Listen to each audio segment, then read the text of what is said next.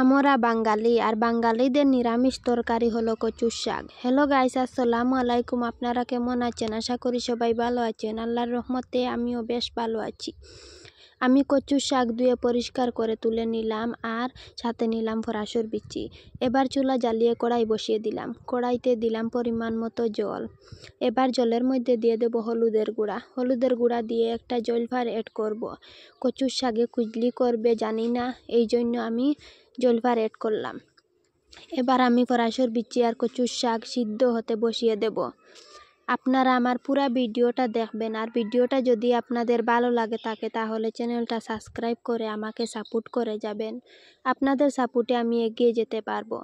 আর কার কার ভালো লাগে কচুর শাক খেতে কমেন্টে বলবেন। আমার তো প্রিয় খাবার এই কচুর শাকটা।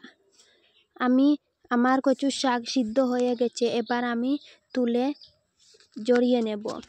এই জলটা আমি ফেলে দেব। কচুর শাকের জলটা ফেলে দিয়ে আবারও কড়াই বসিয়ে দিলাম। কড়াইতে দিলাম তেল। তেলের মধ্যে দিলাম পেঁয়াজ কুচি আর রসুনের পেস্ট, আর দেব চিরা কাঁচা লঙ্কা, দিলাম দেশি শুকতি, আমার মায়ের হাতের দেশি শুকতি দিলাম, আর দিলাম হলুদের গুঁড়া, ধনিয়া গুঁড়া। হলুদের গুঁড়া, ধনিয়া গুঁড়া দিয়ে এবার আমি উপর থেকে কচুর শাকগুলা দিয়ে দিলাম। দেব স্বাদ মতো লবণ।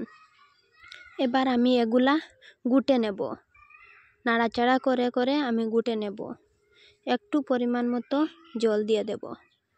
পরিমাণ মতো জল দিয়ে আমি ঢাকন দিয়ে দেব। ঢাকন দিয়ে আবারও ঢাকন সরিয়ে দেখছি আমার কচুর শাকের জলটা শুকিয়ে গেছে। আবারও নাড়াচাড়া করে নিচ্ছি। নাড়াচাড়া করে করে আমি এই রান্নাটা কমপ্লিট করব। আপনারা দেখে যাবেন। আমার তো জিভে জল চলে আসছে।